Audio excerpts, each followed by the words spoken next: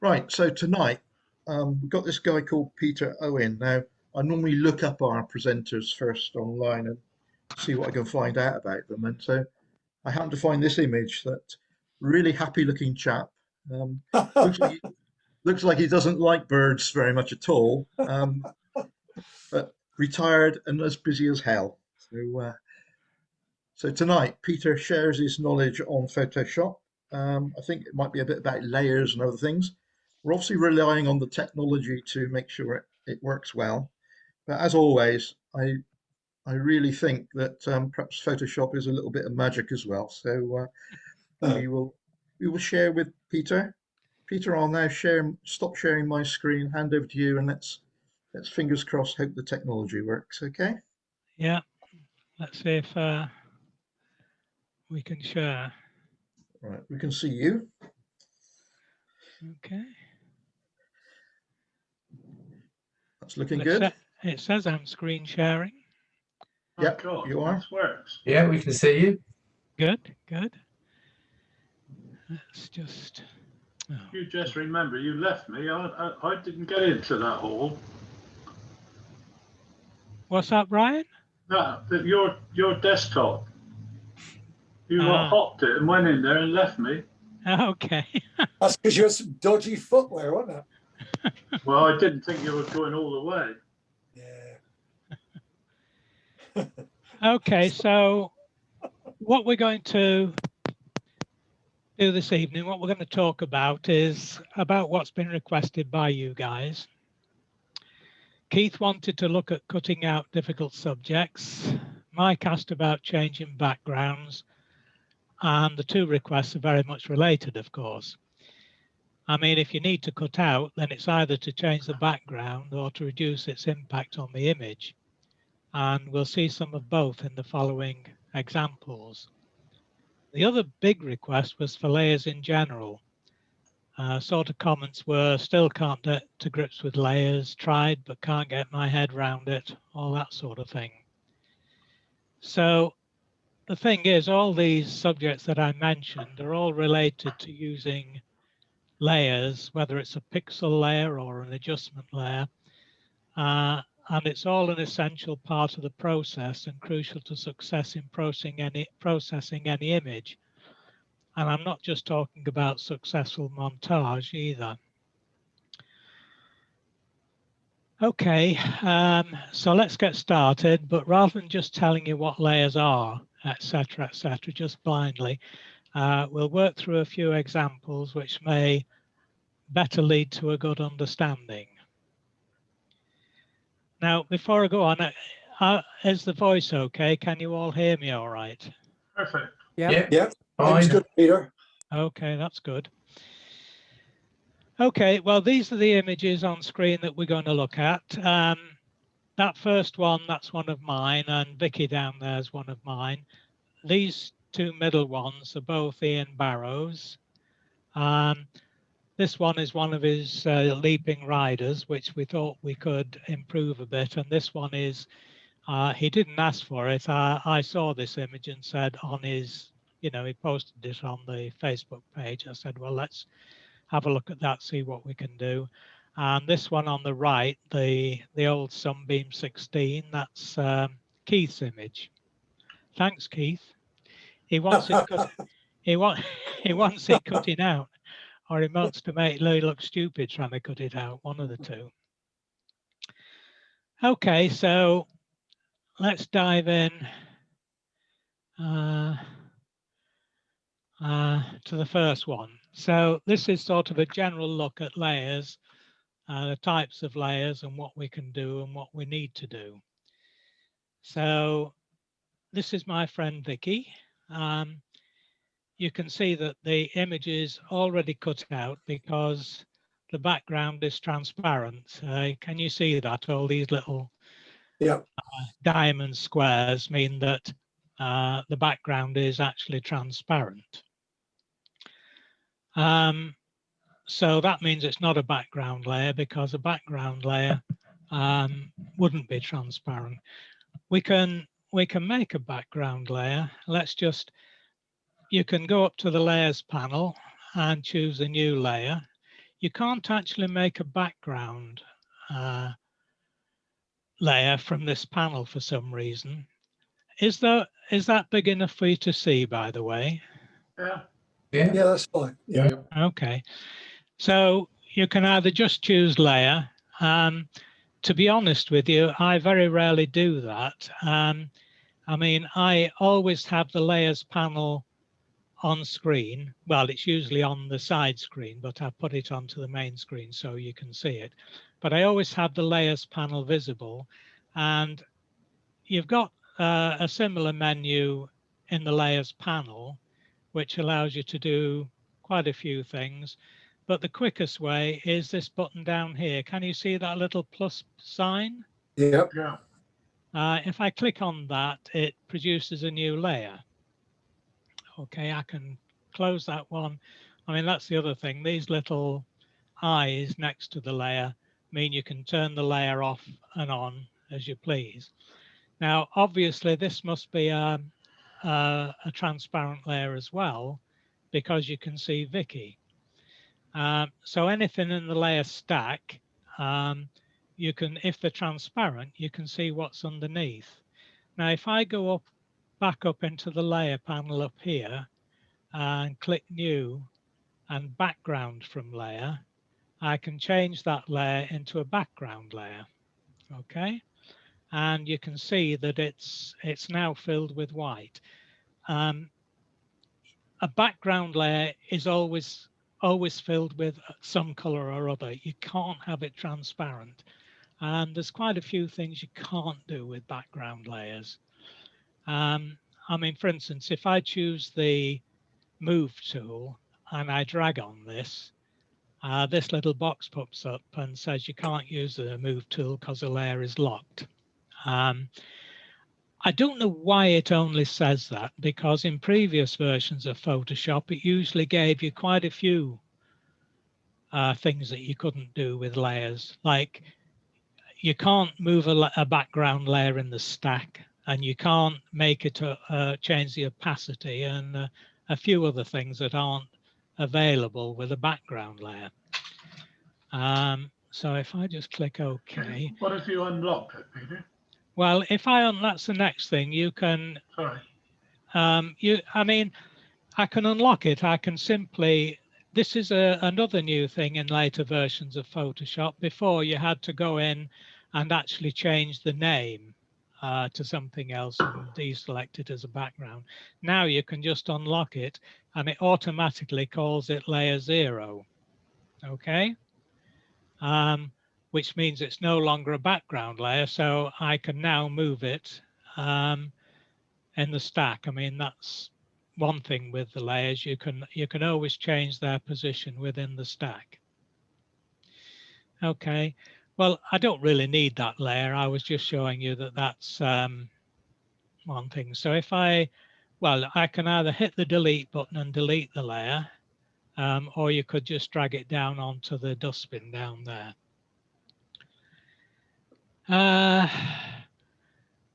Okay. Oh, the other thing you can't do is blend modes and such like with those. That's what I was going to say, because that's quite important.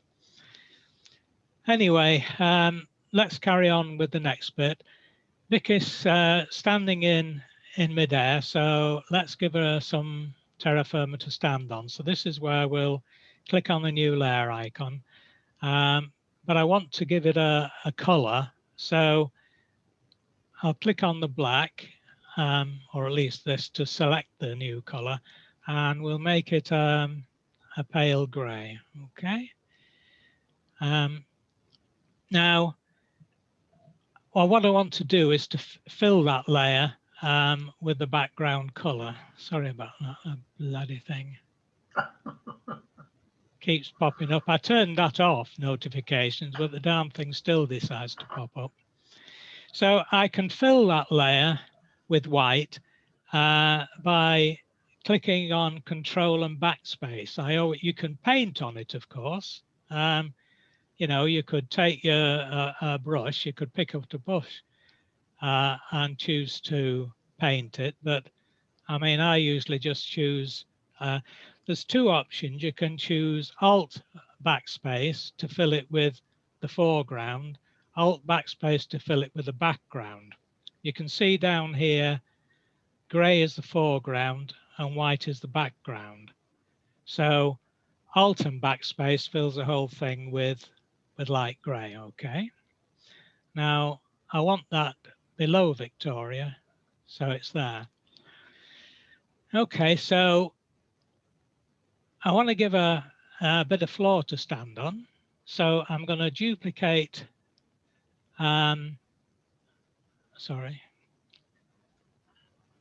the layer 1 selected, I'm going to duplicate it by pressing Ctrl J.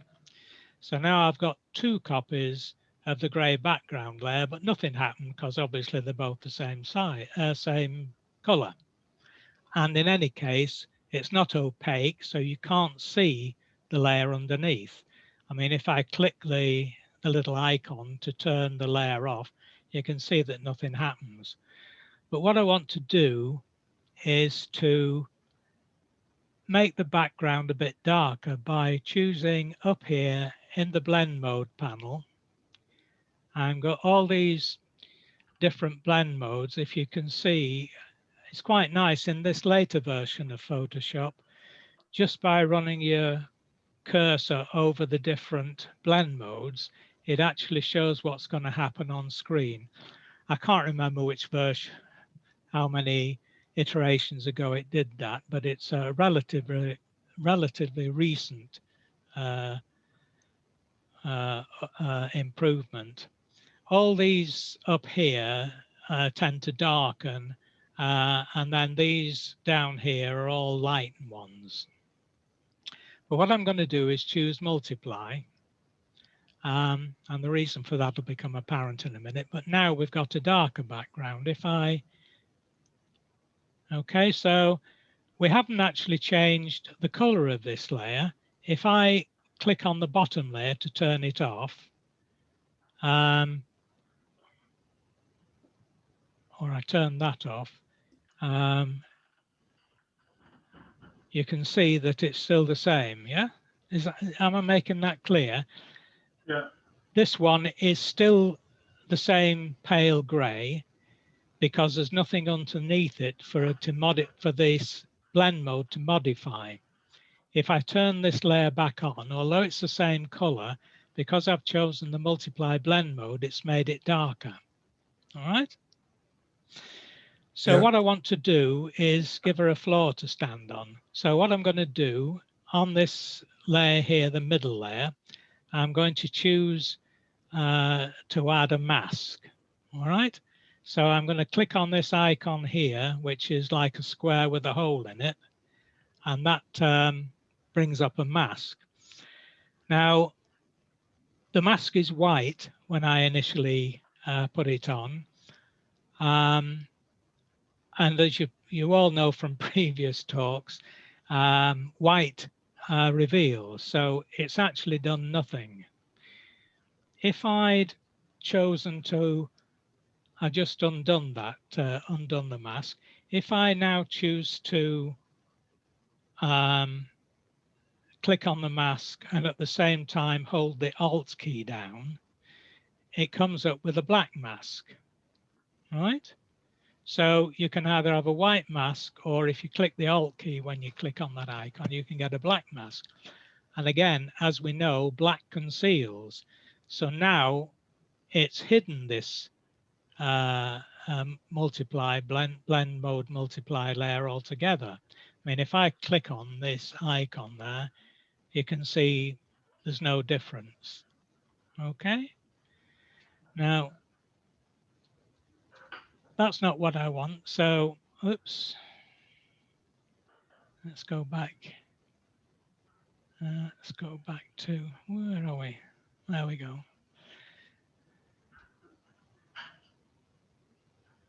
Okay, so I'm back there. So I'm just going to click on it to give the white screen. And now what I want to do is I'll select the marquee tool. I want a rectangular marquee. And I'm just going to drag up on the, put a little rectangle there, and I'm going to, darnation. It's when I swipe my hand across the tablet that it comes up, which is a darn nuisance. I don't know why it does. It just does it, even disabled. Anyway, so what I'm going to do now is press on the delete key, or you could fill it with back, but clicking on delete clears out anything from that on the mask from that. So now we've got it white. If I do a Control D to get rid of the marching ants, you can see we've now got a demarcation. So one's the wall and one's the floor.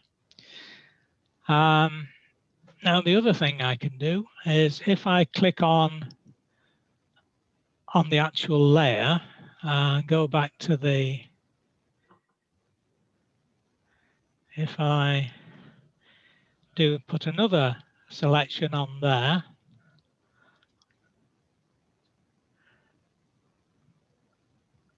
I can fill that. Oh, let's do it with, I'll tell you what, let's do it with a brush.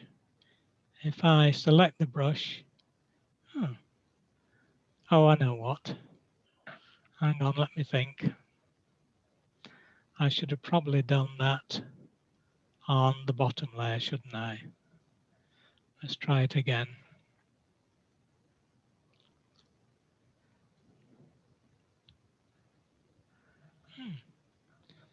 It's still white. It hasn't done quite what I expected to. Never mind.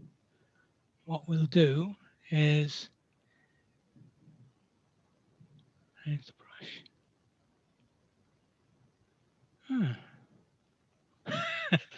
It's all gone wrong.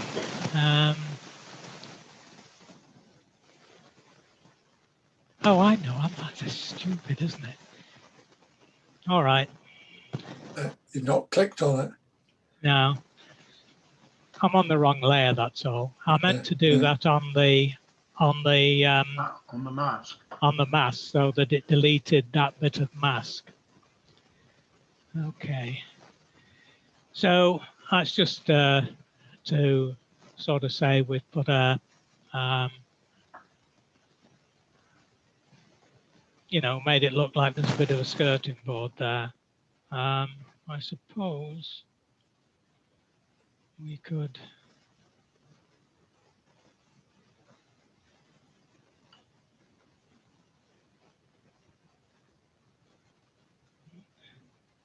If I reduce the opacity of the brush and paint on it, I can make it a slightly paler white. That looks better. So I made it slightly grey. So it looks a bit like she's stood on a floor. Okay? Yep. Now we can do a bit more than that. If I go for a pencil tool and I set the size down to, I don't know, let's say make it 2, no, make it 1 pixel. Whoops. Make it 1 pixel and select the bottom layer, which is the main layer. If I click on here at the left and hold the shift key down at the same time, hang on, let's have a black color. If I click, okay, so it's not very obvious, is it? So I'll increase the brush size to 3 pixels.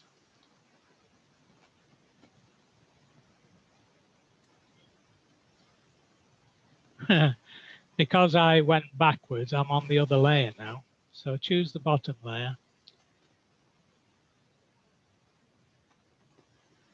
And if you hold the, actually I don't like it there. If you hold the shift key down, it drags in a straight line. I don't like that one there either. Let's make it there.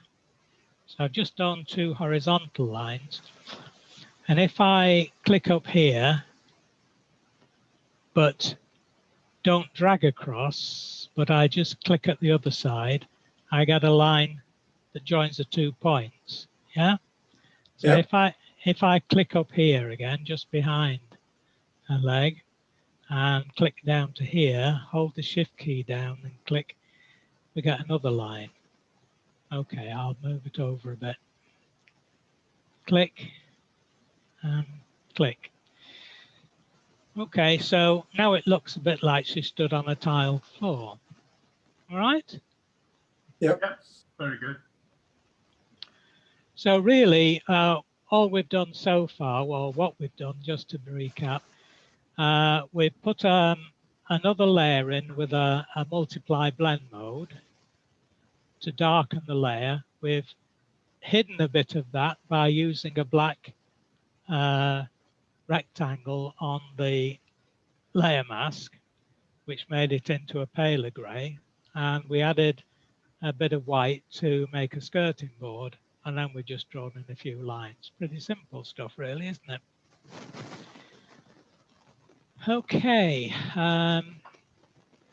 What you could do, I suppose, at this stage, if you wanted to, was to merge those layers into one, or just merge it down. If you were happy with that and you didn't want to change it and to save space in the layer panel, well, I tell you what, if I click on the middle layer and I go up to here, I can now choose merge down. Yes? Yep. And clicking merge down just merges those 2 layers together. So instead of having on separate layers and the mask and that, it's now all hooked into one. But of course, you can't actually alter that anymore once you've done that. But that's okay. That's okay. We don't need to bother. So let's go a bit further. Let's give her something to play with. I'm going to create another layer.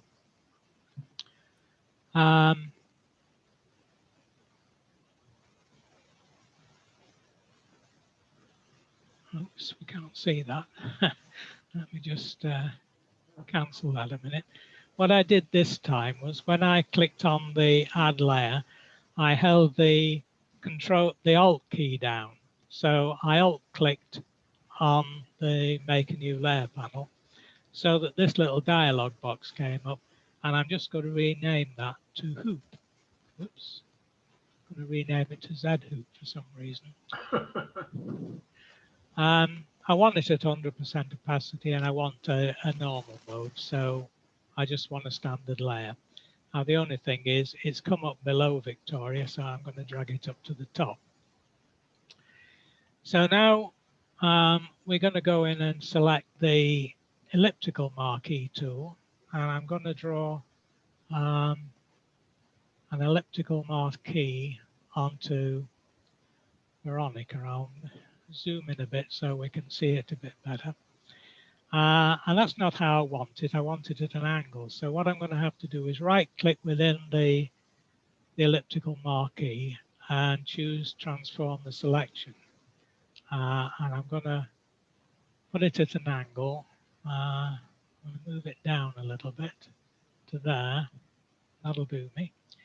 And now what I'm going to do is choose edit and stroke. Okay. Now, when you choose the stroke, edit stroke, what it's going to do is to put a line around where your selection is. And you can choose to have it on the center, the inside, or the outside. In this case, we're happy with it in the center. But I do want to change the color. So if I click on that, it brings up the normal color selection box. Well, let's go for a goldish color, something like that. Okay. Let's see what it's like at 5 pixels. Well, that's not what I want. I want it bigger than that. So let's go to edit stroke again, and we'll try it at 15. That looks a bit better for what I want. So I'm going to delete the elliptical marquee by clicking on Control D. You can go up into the menus and select it, but I tend to use the keyboard. Yeah, deselect. Yeah, but I tend to use the keyboard. I find it a lot easier. But obviously, all these commands are available in the menus up the top. But it's just, well, it's just easier for me. Okay, so I mean, that's nothing like a hoop that I want. So what I'm going to do now is apply a layer style to the hoop. Okay. If you go into the layers panel again, and down at the bottom here, you can see where it says FX. That's the where we can choose the different layer styles. And I'm going to choose bevel and emboss. Okay. I think you can see straight away it's made a difference to it, but we can fiddle around with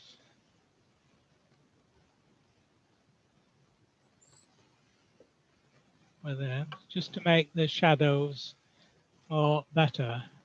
Where that looks all right. You can soften it, but I don't really want it that soft because it's a hoop. I'll leave it at that. So that looks a bit more like a hoop, doesn't it? Yep. But what I want to do is to give the hoop some movement. By the way, over here, if you want to make it a bit less, you know, give a bit more space, you can just click on the little down arrow there to collapse it down. So I'm going to do Control J again to duplicate the layer. You can obviously do that in the edit menu as well, but it's much easier just to do a Control J to modify it. And what I'm going to do now is go up into Filter, Blur, Radial Blur. Okay. So this brings up this little dialog box, and you can put the center. You can drag the center of the blur around to wherever you want it. But I think well maybe put it there. And we've got spin selected, which is what I want. And in fact, good is fine. And I've got an amount of 10. So let's give it a try at that and see what happens. Okay, so that doesn't look so bad at 10. That's reasonable, I think. Now, what I'm going to do is just reduce the opacity of the layer underneath a bit. Or quite a lot, actually. That looks about right. That look all right? Yep. So we've now got a hoop spinning. And what I can do, because these two layers need to be locked together, if I select both layers by holding the Shift button down when I click on them, I can go down here to this little icon, which actually locks the two layers together. So now if I choose, let's say if I choose the V, I can move them and they both move together. I actually think I'm just going to give that a bit more tilt. Okay. Mhm. Oh, I did a Control T then, by the way. Just that's Control T is transform. Let me do it again. Control T is transform, and then you can make it bigger, smaller, or whatever. Okay. Now, obviously, Vicky wants to be inside the hoop, not on the outside. Not, you know, the hoop doesn't want to be superimposed. She wants to be inside. So we're going to have to. We'll deal with that now. Now, before I do, what I want to do is to click on these two again and put them into a group. Now, this little icon down here, this filled in folder is what it is. If I click that, it puts the two selected ones into a group. And I'll just double click on it so that I can call it hoop again. All right. And what I want to do is to get rid of this bit of the hoop so it looks like she's inside it. And in order to do that, what I'm going to do is make a selection of Vicky before I make the layer mask. You're probably thinking, well, that's difficult. Well, it isn't, because if we look on this layer here, which is Vicky, we know that's already a layer that's been cut out. If I control click on that layer, right, I've just clicked the layer whilst I'm holding the control key down, and you can see it's made a selection of all the pixels within that layer, right? Now, if I now go to apply a layer mask, if I simply click on the layer mask like that, what happens is it puts black all around everything that isn't selected and leaves the selection white. In other words, it's revealed the white, but that's not what we want. So if I do Control Z to go back, if instead when you put the thing on, you choose to Alt click on it, it does a reverse. Okay, so now it's put the black in the selection, which means it's deleted it from the body there, which is what we wanted, except of course that it's left this bit in there. But that's okay, because we can click on the mask, and with white selected, we can choose the pencil or the brush, whatever, make it a bit bigger, and let's put the opacity up to 100%, and we can bring it back. So now we've got Vicky inside the hoop. Do we have any questions, by the way? I'm prattling on here and nobody's saying a great deal. Why did you go along that line, so, Peter? What's that, Keith? Why didn't you just start from, right when you had the hoop around her, why didn't you just do the layer mask and take out the bit around her stomach? Well, I may want to move that hoop later, mightn't I? Right. So if you do, I mean, if I'd just deleted them, then that would have been it fixed, wouldn't it? Whereas doing it this way, I could move the hoop and just adjust the layer mask to suit. Does that make sense? Yeah, I think so. Yeah, okay. Okay, so now we've got the hoops in motion, but Vicky obviously isn't in motion. She's a bit static. So let's make a selection around Vicky's rear end. If I go back again to make a selection of Vicky by control clicking on this on her layer, okay, we get a selection, but we don't want all of it. So if I click on the marquee tool, and I'll just draw around, I'm going to press the Alt key while I do this so that I get the reverse of, so it's deselecting her, and just go in a little bit. I'm just wondering how much to take out. I think I want to take that out. I don't know whether I want to take any more out, but I can always adjust it with a mask anyway. So with Victoria layer selected, do a Control J, and that leaves that. If I just turn Victoria off, you can see that that's the bit we've selected. And if I turn the hoop off, you can see that we have just selected Victoria because we chose that layer when or this layer rather, when we did the duplication. So I want to go back again into filter, blur, and we'll try the radial blur. If I Yeah, if I leave the center there and try it. Yeah, well, that's not enough, I don't think.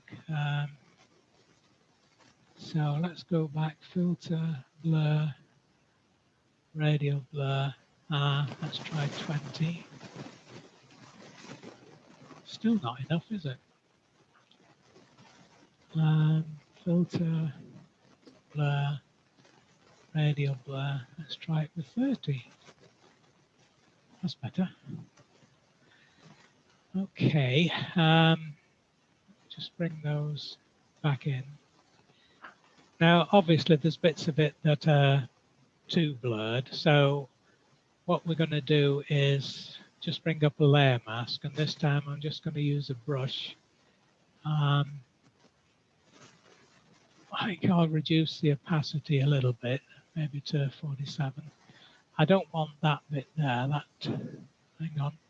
It'd be better if I had black selected, wouldn't it?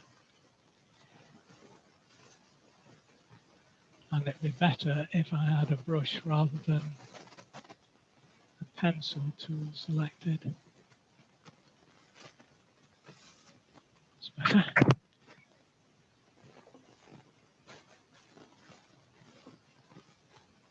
Well,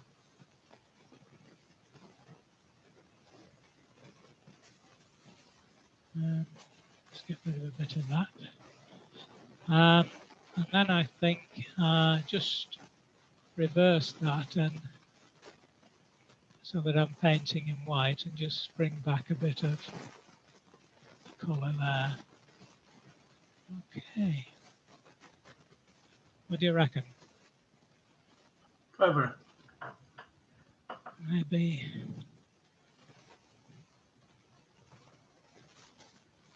I want that up. Let's just click on X, just get rid of a bit of that, I think. Okay. I think I'm happy with that.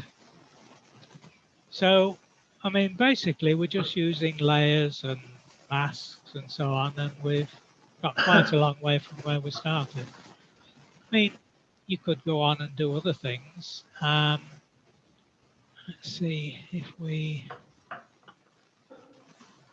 could do let's do let's put her give her a halo. That's still on the other. 15 feet would be too much, wouldn't it? So there we go. And if we do we need to do the same as we did previously to get rid of. Whoops. Control click, and then.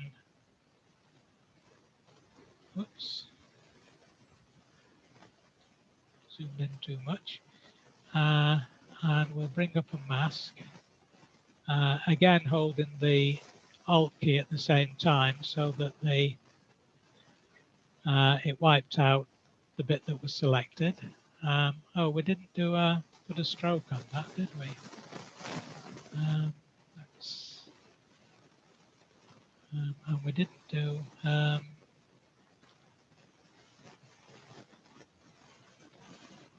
bevel and emboss. Probably need to change the depth a bit on it. Okay. So let's give that. What was I going to say? I'll tell you what. Let's.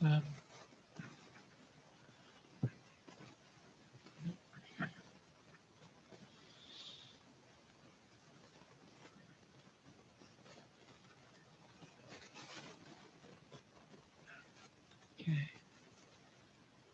Drag a starburst across. That's a bit on the big side. So we'll make it smaller.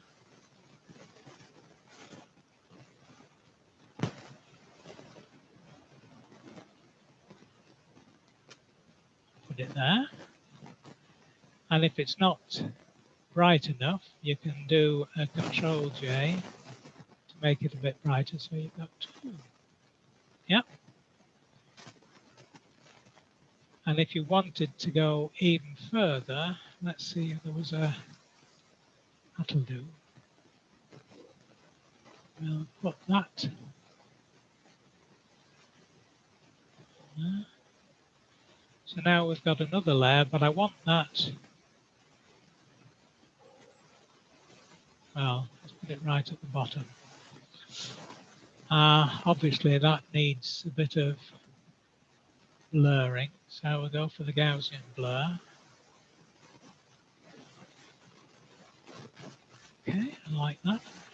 And if you're not happy with the goldy color or the yellow color, we can apply another sort of layer mask. If I, not layer mask, what am I talking about? Adjustment layer. If I click on the adjustment layer icon, which is this little black and white thing here, we'll give it hue and saturation layer. You could change the hue, but what I want to do is change the brightness a bit, the saturation. Now, obviously, that's actually affecting all the layers, which is not what we wanted. So we're just going to lock that down. Can you see that little icon coming up when I hover over the junction between the two layers? Yeah. That just, it's called a clipping mask. That's clipping, and that little arrow there means that that adjustment layer is clipped to this layer, so it's only affecting that layer and nothing else. Okay, and if you want to go back and do any more adjustments, you can play around with it. And there we go. So I don't think there's much else we can do with that, but Thank God. But do you see what we're doing? I mean, the only thing we've done to that image really is play around with layers. Yeah. You know, we haven't done anything else. We've used basic pixel layers, we've used adjustment layers, and we've used masks. And we've made quite a big difference, haven't we, to the overall image? Yeah, enormous. Yeah, that's excellent, Yeah. Peter. Fantastic. Really clear, really sort of the right pace. And like I say, we have been recording, so there's nothing to stop people going through it again, taking notes, and then trying to go through the steps themselves, really, is what we want to do. That's what you need to do. I mean, like I said, I could have just told you what layers are, but there's no substitute, is there? That was excellent. My first experience of Photoshop was at Bridgewater College, and I think we spent several weeks playing with a Mr. Potato Head, you know, like Oh yeah. potato, you had the nose and the ears and the glasses, and that was all about layers and putting things on top of each other and things. Yeah, But that's all it is, isn't it? when you put layers of masks together, it gets really powerful, doesn't it? It's really Well, good. I mean, for me, that's what Photoshop's all about, really. I mean, I know we do some other manipulations, but if you can get proficient in layers and masks and adjustments, then you can do an awful lot, you know. And really, it doesn't take much to get your head around it. I think you need to start with simple subjects, and we get something simple. And this example has been excellent because you've wanted to mask out the body, the body, or make sure the body comes forward ahead of the hoop and everything. It was really good. So yeah. Good. Do you want a break now, Peter, for 10 minutes? We're like 10 to 9. And yeah, I'm happy. We can take a break. And Don't need to save that, do we? Stop the recording. Peter? Yes, mate. Yeah?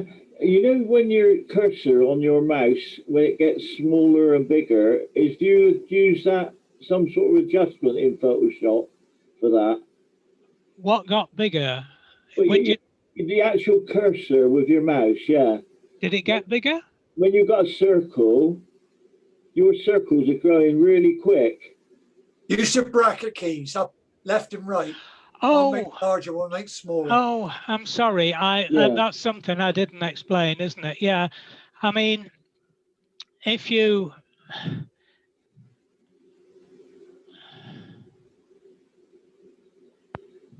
whoops.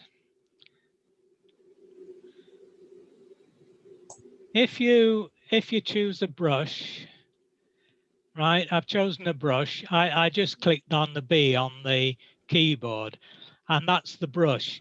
I mean, you can go up here, obviously, and change the size of your brush, right? But Yeah. it's quicker if you know the bracket keys on your keyboard just to the right of the P. Yeah. You've got a left and a right bracket key. Now, if you press the right bracket key, it gets bigger, and if you press the left bracket key, it gets smaller. Yeah. I just find it quicker to do that than to go raking up here in the brush. I mean, the other way you can do it is to, no, you can't. How is it? It's Press Alt and press the Alt right click, isn't it? key. Yeah. Yeah. And do it. I mean, you can have your mouse set up so that you can do it that way, but I just find using the bracket keys is easy. I'm sorry, I do these things so automatically, I forget that. That's why I'm not a very good teacher. It's because I don't think of everything, and I assume people know more than they actually do. Sorry No, I about think that. you've been excellent, Peter. The other thing I've noticed tonight is also all your little symbol icons are on the right-hand side. Yeah, Yeah. People yeah, have got them on the left-hand side, which is Yeah. the wrong place, isn't it? Because you're going from one side of the screen to the other all the time. Whereas absolutely. where Yeah. you've got them, it's just so convenient. It's so obvious. Well, What I I'm put going to say is now you have a go. Because when I saw Peter do this first, I moved it to the right and I couldn't get over it. Every time I went to use one, I went to the left. Yeah. And in the Yeah. end, I thought, oh, bugger it, I'm putting it back where it came from. well, the reason I do this, I mean, most of images are narrower than the screen, aren't they? So you tend to have, you know, this area at the right is free. So I shove everything to, well, as you know, I mean, I normally have these off the screen altogether because I've got a little side screen, a small monitor that I put all the things in so that I've got more space on the monitor. But for this thing, obviously, I put them up here so you can see what I'm doing. Why But do you think I got a 32-inch monitor? but I Peter? find it, yeah, Sorry. go on. No, you finished there because it's about what you've just done. Go on, you carry on what you're saying. Nothing, I was just saying, I think it's easier just to have everything over here. Yeah. You know, when you want to pick something, it's more intuitive to do it that way, you know. Yeah. I mean, if you're a left-hander, you'd shove them on the left-hand side of the screen. Yeah. What I was going to say is what you've just done with that lady. It would be harder if she wasn't already selected, wouldn't it? Oh yes, I mean, obviously, that would make things a lot difficult, wouldn't it? well, not that difficult, but yes, but I mean, what I obviously that's a picture I've got of Vicky, and I cut her out previously, and I was just using it as a starting point. Yeah, cool. But we will come on to selections in the next half, so yeah. Okay. All right, let me call time on it then. Let's have, is 5 minutes long enough, or you want to go longer for a break? Quick. No, 5 minutes, okay. That'll give me time to get a Thatcher's. Okay, so notionally just after 9 o'clock then, okay? Okay. Okay. I'll stop recording. I'll pause the recording. Right. Okay. So firstly, any questions of Peter on anything we've done so far? Like I say, we are recording, so you know, refreshers are easy, and we can do that at our own sweet time. But if not, we'll pass back to Peter, ask him to share the screen again, and we'll learn a bit more. Okay.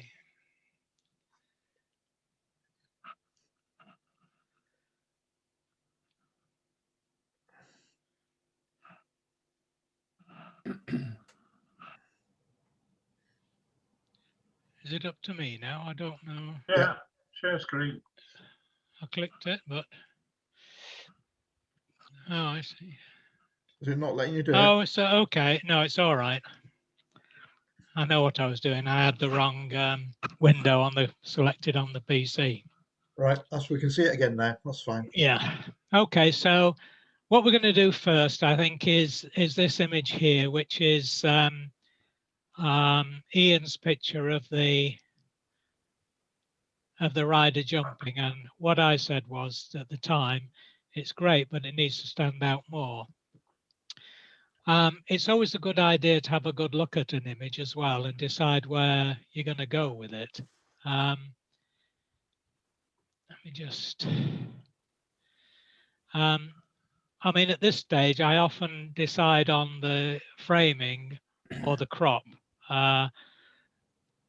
Looking at the image, I mean, obviously the spectators are a necessary part, but do we need them all?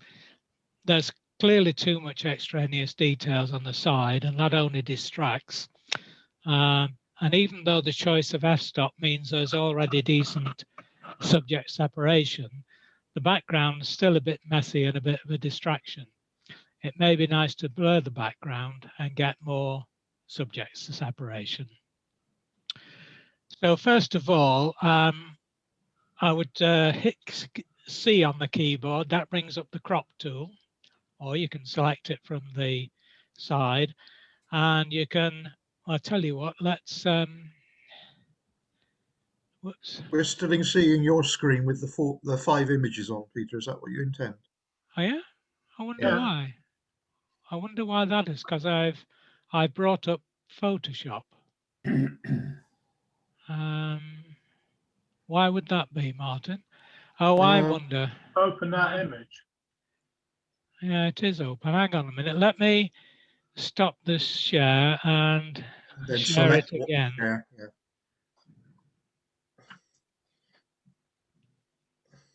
Can you see That's it now? That's better. Yeah. Okay.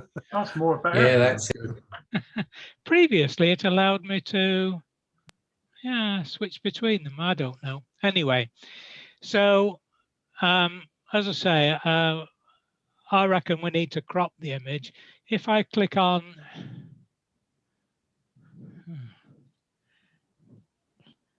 I'm going to click on the ratio and make it a square ratio. That's better. So, and you can move it around within the frame to see where you want it to be. I don't know, around about there, do you think? Yep. Okay, we'll put it about there.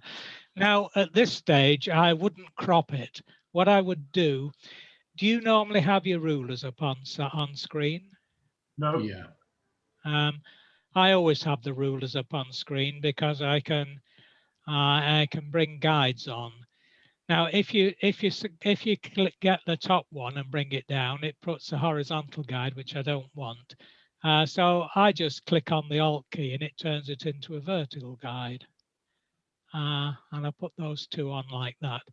You can get a vertical guide from the side, but I always find it's more intuitive to go up the top somehow. But I don't want to actually crop it at this point. I just want to know where to crop it, because I might change my mind later, mightn't I? So I just put the guides on, so that's where I want it to be. You can always, whoops, if you wanted to, I'll tell you what, I just had a thought. Up here, one reason why I have the rulers on all the time, if you right click, you can choose to have pixels, or you can have centimeters or millimeters or whatever else you want. I often need to switch between pixels and centimeters, especially when I'm printing. So I find it quite handy to have the guides up there ready for use. Just a thought. Okay, so what I'm going to do first is just duplicate the background. That's always a good move, because you don't want to actually make it alterations on the background, because you can't get back to where you were then. So we've created a new layer, and what you could do is to create a mask here, and if we select the rectangular marquee tool and select outside, make sure that you're on this add icon so that the two go together. Oops.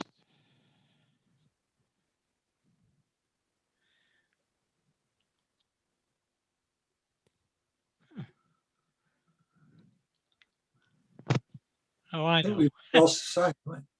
Sorry, you lost the sound. I thought we lost the sound, but you just weren't talking. Okay. So I put a mask on and I filled it with black so that I haven't deleted anything off the layer yet. I've just hidden what I don't want to see so that we can see where we're going.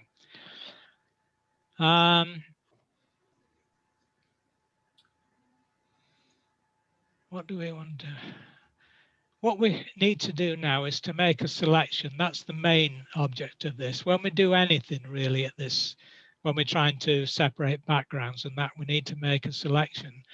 Now, if you click on any of these icons up here, selection icons, particularly the quick selection tool, how do I get, what you get with a quick selection tool selected is you get select subject and select and mask offered as an option. Select subject only appears in the fairly latest. I don't know how many versions it appears in, but it's only fairly recently been added. But basically, if you click on the select subject, it'll go ahead and try and identify the main subject and put a selection around it. And you can see, or I hope you can see, that it's made a fairly good job of selecting the rider. I mean, particularly because we've already got decent subject separation. It's fairly easy for Photoshop to use its machine learning to pick up the subject. Now, it's not perfect by any manner of means. There's bits missing, and you can try with the quick selection tool to iron out the mistakes. And sometimes it works okay. On these, which have decent edges, it'll do a fairly good job. But you'll find in other places, maybe it doesn't do such a good job.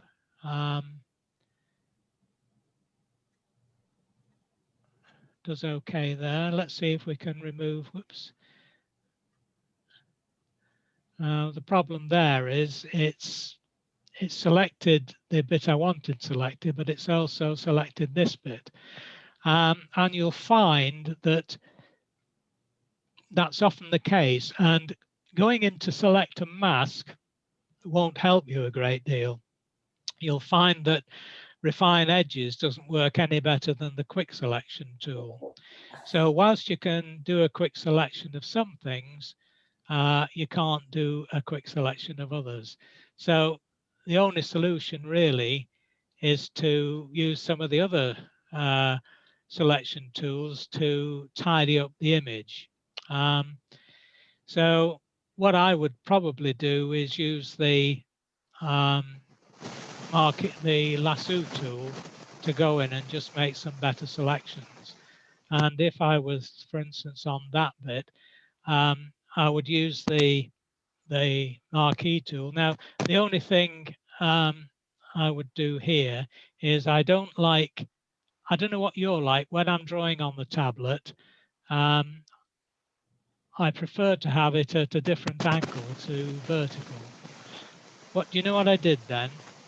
No. I pressed the R button on the keyboard, which is the rotate button. All right.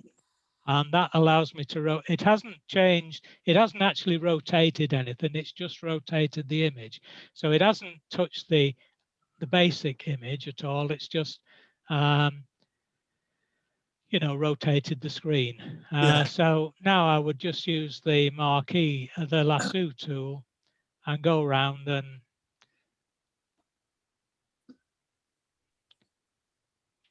see if I could iron out all the, whoops. I've still got the plus button selected. So I would just go around and try and get a better selection on all the areas that are.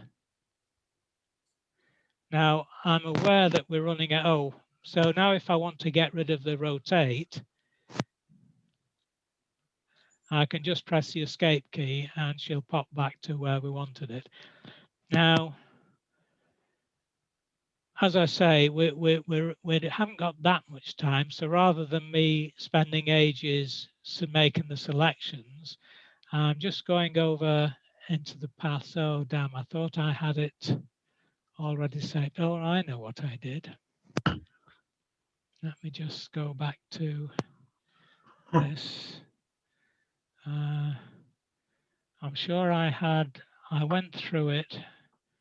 Maybe it's that one. Yeah. No. Oh, I wonder.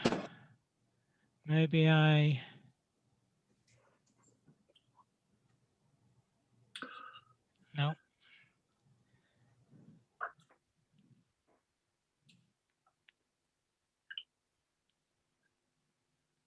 Yeah.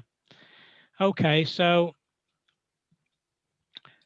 I was doing this earlier, obviously running through it, what I was going to do in making the selection. And what I did was I went around and made the selection. Let me just cancel those and get rid of these. Okay, so what I did was I made a selection and I saved the selection. If you go up to select, you can see that you've got a choice of save or load. So if I choose load, you can see this, I've named it rider no feather, well, no F. I often, if I make a selection, a complex selection, I often save it in case I need it later and it's not available on a separate layer. So if I click on it, you'll see that we've now got the selection made for us. Okay. And what I can do now, let's get rid of these other layers. I tell you what.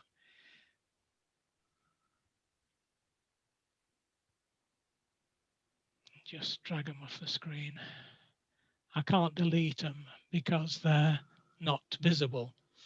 So I'm going to do a Control J to duplicate it. So we've got the rider now cut out on a separate layer. Okay. And I'm just going to duplicate the bottom layer as well. So we've got that. So now we've got the rider on a separate layer. What we might want to do is, I'll tell you what, before I do that, you see this item here?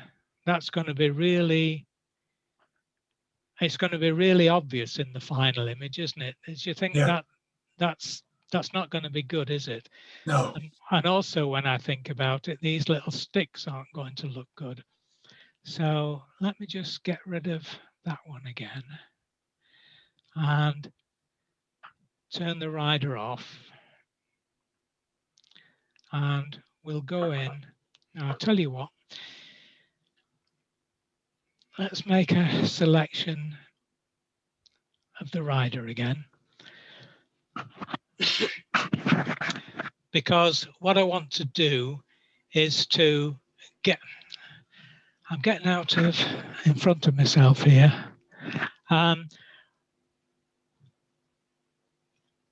Yeah, we can do it like this. If let me go back. I want to duplicate that again. If what a lot of people would do at this stage is say, I want to blur the background.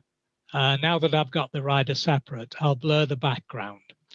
Okay, so they would just select the filter, go to blur, go to Gaussian blur, and select a reasonable blur factor for the background. Click OK.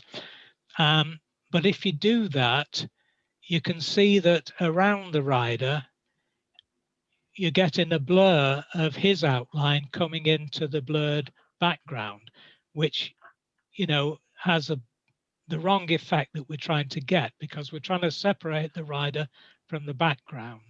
So that's not the way to do it.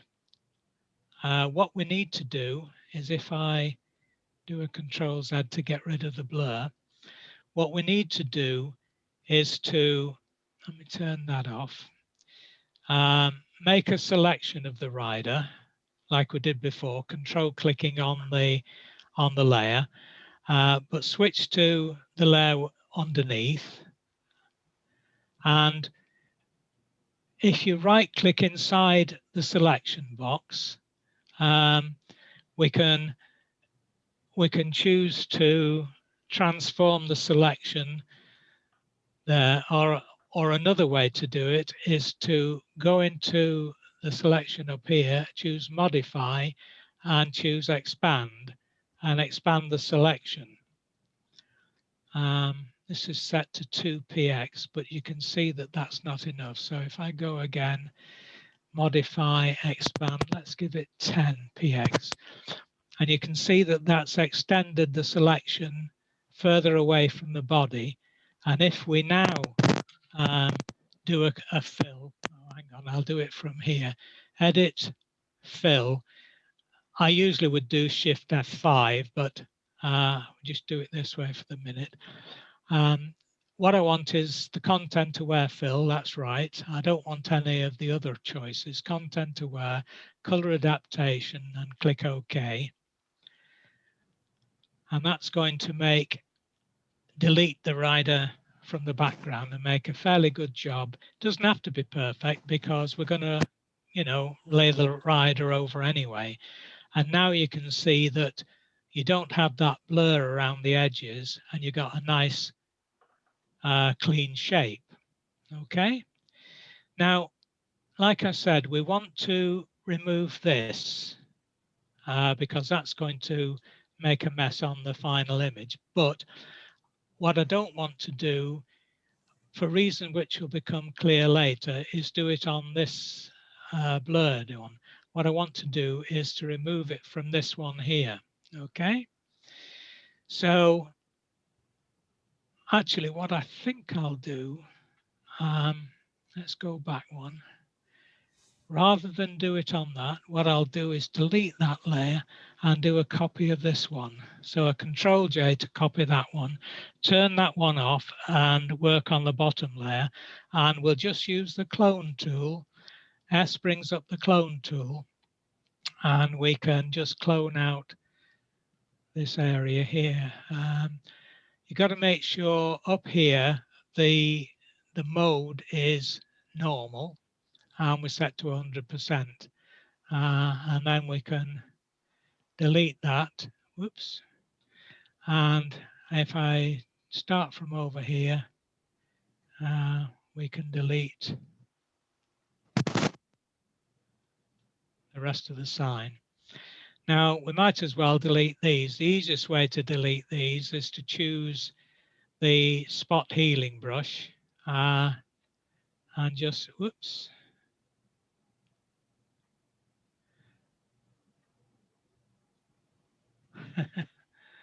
Help me if I'm on the right layer.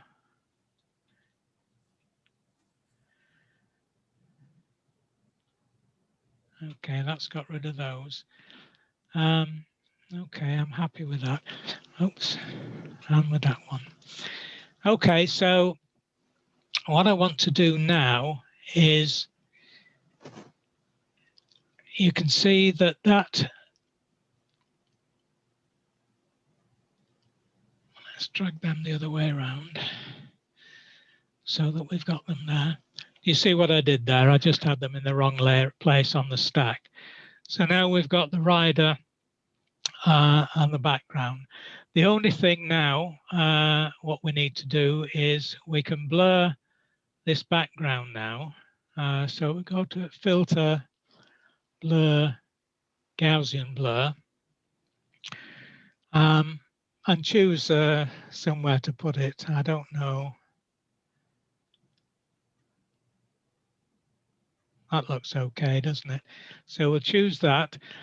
But obviously, the whole of the background is blurred, which doesn't look quite right. So let's do our usual trick of bringing up a mask, a layer mask.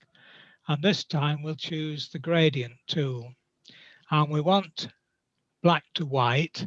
And we're going to draw on the mask a gradient so that we reveal a bit of the foreground. So if we start maybe there and drag up to there, the foreground comes in. The trouble is, of course, we've now revealed the layer where the background layer that had this black sign on. So that's the problem with doing that. So what we need to do is to turn that one off, duplicate this one again, Control J, drag it to the bottom. Well, we can delete the layer mask. Whoops. Can you guys still hear me, by the way? Yes. Yeah. Perfect. We're So just trying to concentrate as much as possible. okay, so let's. I don't know why that's okay. Let's try that one again. Let's do the gradient again.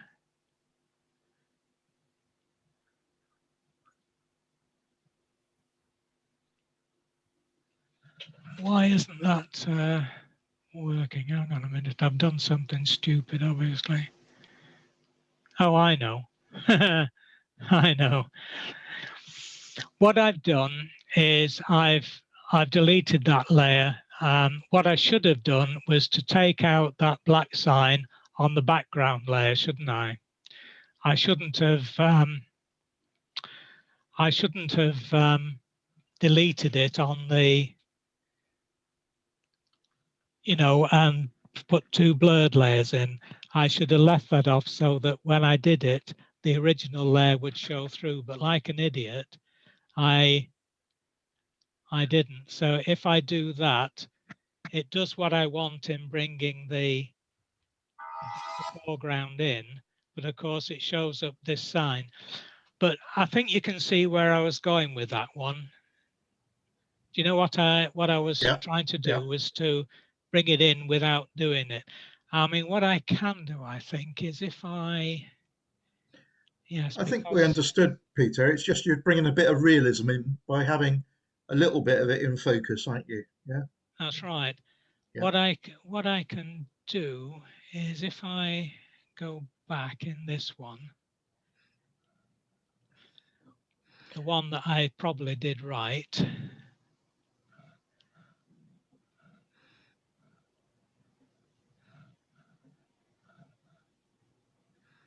So, or did I? No. Yeah. Dear, dear. What? So the mind boggles. So what I did when I was running through this beforehand, I did it right, and you can see that if I just disable that, that was the blurred layer, and the one underneath it is the one where you remove the black. I haven't removed the little sticks on this one, but you can see what I'm talking about. So if I take that off, you can see that the gradient map has revealed, and you can change it to make more. If I go there, you can reveal a bit more of the background, and if you, depending on how long you draw the line, you can bring in more or less as it, as you wish. But you can see what we were trying to do there was to make it a little bit more real. Yeah. Now, the other thing that we need to do really, if you look at the rider, I think he's a little bit dark, would you say? Yeah. So if we make an adjustment layer, we'll bring a curves adjustment layer in. And if I click on lighter, it just makes it a bit lighter. Now, obviously, again, that's made the whole thing lighter. But remember what I did before? I created this clip, made that a clipping mask. And if you hold the Alt key down and just go to that junction between the two layers and click, you change it into a clipping mask. You can see that that now just shows a little arrow down, which has clipped it to that. So now it only affects the rider. And zooming in, I'd like to make the eyes a bit lighter. So if I just duplicate this adjustment layer, and again, Alt key down and clip it to the one below. And then if I fill it with black, fill the mask with black by just doing Alt backspace. You could have done it with the brush, but it's easier to Alt backspace to fill the whole thing. And then if I select the brush, make it a small brush, and make sure you've got white selected, you can just run over the eyes. I'll make that 100% opacity. Okay, just to give the eyes a little bit more brightness. Okay. Yeah. Are we happy with that? Yeah. So that's basically the final image, I think, apart from the fact that, well, I would now crop that. Can I ask one question on history then, Peter? So, Yes. lots of complex processes. Would you normally record that file with all that history? Yes. Yeah. So you could Pretty always then go much. back and tweak one stage of it, or That's even right. understand the process you went through. Yeah. Well, exactly. I mean, you might want to go back and do it. I mean, I suppose it depends. I mean, once I would then produce a print file and I'd flatten that one down to save on the processing. Because remember, this has got to quite a big image now. So with all those layers, every time you duplicate a layer, you double the size.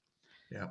It's not so noticeable on this machine, which is why I wanted to do it on this, because obviously it's quite quick, like yours, Martin. But yes, I mean, if you find that your machine is slowing down, you may have to flatten some of them down. Okay. It's all according, isn't it? But okay, good. So that was excellent, Peter. Yeah. So well, if it you was a bit of flatten a mess, really, wasn't it? But if you flatten an image, does that give it less storage space? Oh yes. Well, Right. yes. You'll make it a hell of a lot less. Right. Okay. But it's then fixed, Dudley. It's then what it is. You can't Yeah. get back to those. If you wanted to change the focus again, you couldn't do it, could you, Peter? From a flattened one, it's just Right. it's just like So you start with one image again. If you look down here, if I what is it?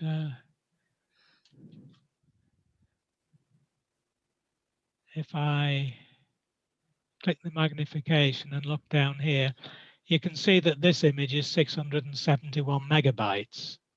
Okay. Wow. So if I attempt to get back out to magnify, if I flatten that, okay, and then go and magnify. 144. Can you see it? Can you? Yeah, 144. Yeah. Okay, saves me going into magnify. So it makes a big difference to the size, Dudley, which is obviously why a lot of people would do that. Okay, I'm just conscious of time, Peter. So we're 25 to 10 now. So yeah. I don't know. Is there one other image you want to look at, or? Well, it's up to you guys. I mean, we've got this one and we've got this one. This is the one that Keith asked. What time is it, Martin? 20 to 10. 25 to 10. This would Peter. take, yes. You've covered a lot of the selection, haven't you, with the other one, which Not is really. basically no. Not really. We've covered the easy bit of the selection. Okay. Why not do a bit on the selection then, but possibly not to the final image, but just the selection bits of it. I was exploring the other day, and I don't know if I dreamt it, but can you under selections nowadays you say select on the focus bit or something like that? Yes, you can. Yeah. Yeah. When you, So, You so it's can. artificial intelligence is coming, isn't it? Where it's Yes. trying Yeah. to be quite clever what you're selecting and what you're doing now. Yeah, basically that's what this select subject is. I Yeah. mean, it's using artificial intelligence, the artificial intelligence engine that they've added now to make the selections. do you use the enhanced edge at all, Peter? Sometimes, Brian, yes. I mean, I sometimes use the select and mask. I mean, if I was cutting out, like with Veronica, I would use the select and mask. Yeah. Because you can get a better selection, particularly around the hair. But with most things, the select subject, if you've got the latest version of Photoshop, does a really good job. Yeah. No, I use that, but you haven't got the enhanced edge box ticked. No. I've tended to go that way, and I'm not sure why. That's why I'm asking you. Okay. Well, I like to make the basic selections and then make alterations later. That's why when I do a selection, when you saw me, you know, the one I saved in the other image, I saved it with no feather. If I save it with no feather, it means I can I mean, you can always change the feather later. So I can, you know, sort it to what I want. So I tend to make basic selections and then worry about things like that later. Okay. But what I was on this one here, I mean, this is the one that Keith asked me to sort out for him. Now, obviously, it's a difficult cutout because of the background that it's in. I guess the aperture on his camera was stuck, so he didn't know. Well, I suppose it's a neck on. Thank you, Martin. I suppose he wanted to get the back of the car in focus as well.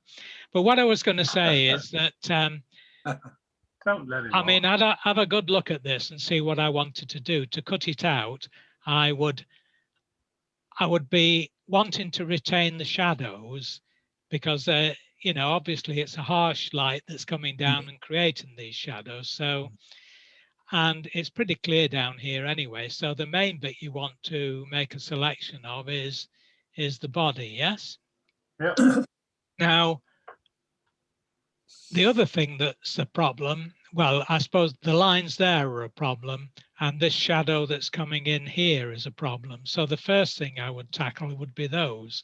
So, I mean, this one here, I guess it would be, I guess the quick selection tool might make a decent job of it. But you can see it's a bit jiggly around it. It doesn't quite do it. I would always choose with something like this, a man-made object. I would use the pen tool to make a selection. Have you used the pen tool? No. Okay, well, the pen tool is over here. The pen tool makes is a vector tool, and it makes Bezier curves, basically. So if I start the curve here in this corner, and just show it the direction I want to point in.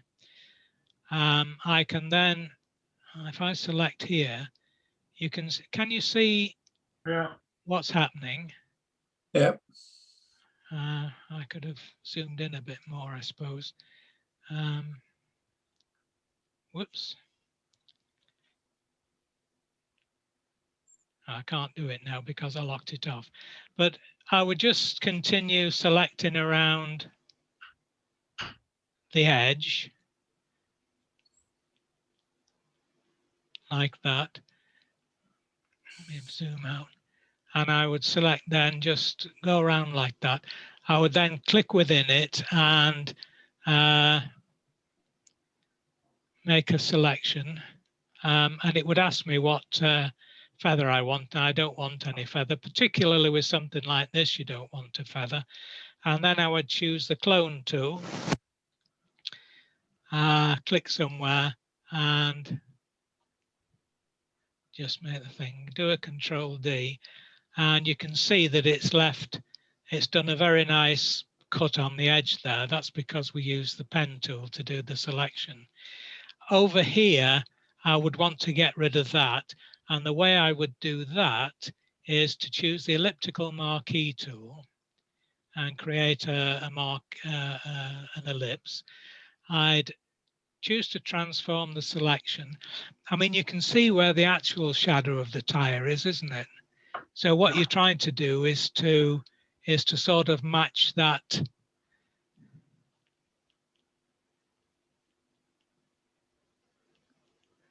Oh, that's looking good.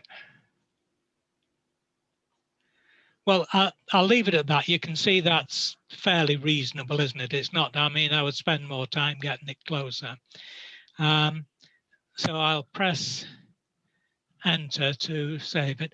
Now, obviously, that's the internal selected. So I do a Control-Shift-I, which selects the inverse. So you can see, I hope you can see that you've got marching ants around this side, which means that it's everything outside that that's been selected. Now, here you do want some feather. So I would then right click on the selection and choose feather and give it, it's set at the moment 50 pixels, that's far too high. I'll give it a feather of 8 and then again select the clone tool, choose this here, and if I do a Control H to hide the marching ants, you can see we've got a nice soft feather edge.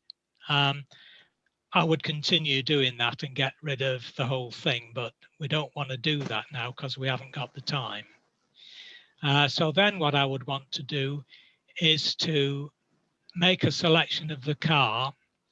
And this time, let's just go back to the quick selection tool and say select subject, click OK. And you can see that it's made a reasonable selection of the car, but whoops, there are some things that aren't selected like this and this. I would then go and get up the lasso tool and just make sure that, whoops, the things that I wanted were selected. I'm just doing it rough. You don't need to be precise with this. You might want to remove some of that, which you don't need. And for the moment, I'm happy with this because it's what I'm going to show you to do. Now, obviously, you could go around this like we did on the motorbike rider with the lasso tool and try and do it. But as you know, it's going to take you a long time. Now, what you can do is go into the path tool. And in fact, you can see here, I already made a selection, but here, this is the selection we've just made, the work path. That's the current one, what we're working on. And if you go down to here, can you see that icon there? That's the icon that converts a selection into a vector selection. But I want to see, I'm going to press the Alt when I do it, because pressing the Alt brings up this, this little box. And you can choose the different tolerance for where the points are going to appear on this curve. Fewer points like that create a Bezier curves with a hell of a lot of selection points, which is far too many for our purposes. So we do a Control Z and again, bring that up and choose 10. 10 is the maximum tolerance you can choose. So we're going with that. And if we go over here and zoom in so that you can see better, you can see that when the original selection was made, you remember it didn't select this, it selected that. So you got a whole bunch of tools there. Now, what we want to do now is we don't want the pen tool, we want the curvature pen tool. Now, this is a very recent addition to Photoshop, and it's quite brilliant, really. because it saves quite a lot of hassle. What I'm going to do is I'm going to press the control key on the keyboard and just select around those spots, and I'm going to press the delete key. And I hope you saw that that deleted those spots and left those. Okay. And you could do the same again here. Control, press, delete, and it deleted the whole thing. Now, the beauty of these is if I click on that one, I can drag it. I want it into this corner there, and I want this one into that change of direction point there. And then we've got this one here. Oops, let me just. So now we've got a curve that's not quite where we want it, but I can just add another point here and drag the curve down. I think over there is probably right. That gives me a nice curve to there. And then I can put another one there and drag it to there. And I hope you can see that's giving you a very nice line, vector line around that part of the mudguard. Yes? Yeah. Yep. Now, over here, remember I put that one, I moved those points into there. And now what we've got is this. So what I want to do is to drag that over there, probably drag that up there for the minute. And then I need to add another one here.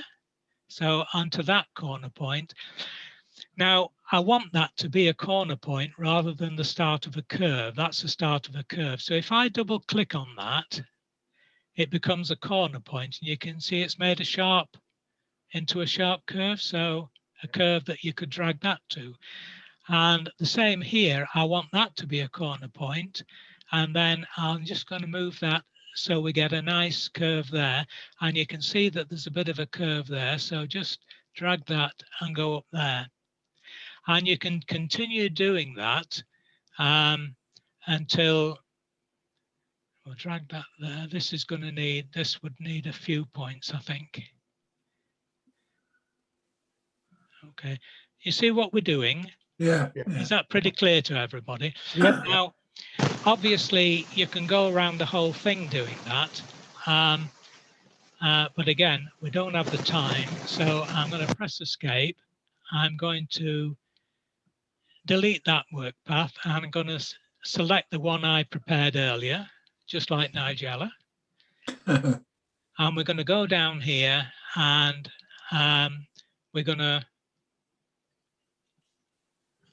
well, for some reason, why isn't it letting me select that? Weird. Oh, it has. So it has. There. I couldn't see it for the minute, but you can see it on there, can't you? Yeah. It's 'cause So you've done such a good job, you see. yeah, so you can see I've been around there, and I just ran through what we were doing there. Now, the next thing you can do is we can make that into a selection. So click Make Selection. And again, because it's a man-made object, I'm just going to give it a feather radius of 0. You could go for 1 or 2 maybe, but you know, and if you zoom in, you can see where the selection actually is. What I'm going to do though is if I do a Control J, let's go back into the layer so we can see, and I turn that off. Oops, try again, do a Control J. Oh, bugger.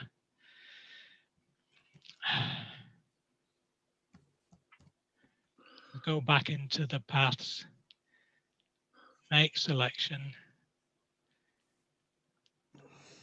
go back to the layers where I should have been in the first place and done a Control J. Too much hurry.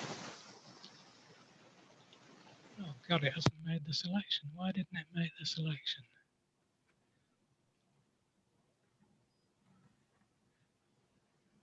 Made the selection.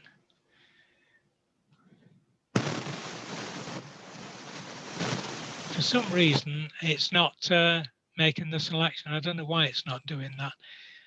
Let's let me just go. I think it has, hasn't it? It had made the selection, but Yeah, not the but March Dance. it didn't. Let's go back to the one I did. Huh. So that was what it should have been. That was the selection then that should have come up. And if you, You still got the. What about the people in the background? well, I didn't deal with those. Well, obviously you'd have to go in and clone those out, Keith. Yeah. You know, I mean, I didn't bother that, but I'm, you I'm only just. teasing you. Oh, okay.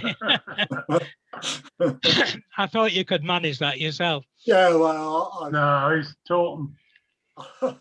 But you can see that it's made a very nice selection around. Yeah. And you've got a really good. And what I did then was, because obviously what you need to do is to bring in a background. And I brought in a view from Lanhydrock. I used that one because I knew there was a similar, you know, path to on the front. Yeah. So then you get a very nice. I mean, obviously, we've gone through that very quickly, and it's not. But I promise you, if you use Bezier tools, a vector tool to select things like a car, try it. It's not that hard to use, but it gives you really good selections. And as I say, you can just change the selection, the vector into a selection, and make your copy, and you're away. That's exactly the sort of picture I was sort of trying to put the car into. I thought you probably were. You know, but I gave up. Did you? I'm surprised. Well, I did. Yeah, well, wasn't after the first attempt either, I can tell you.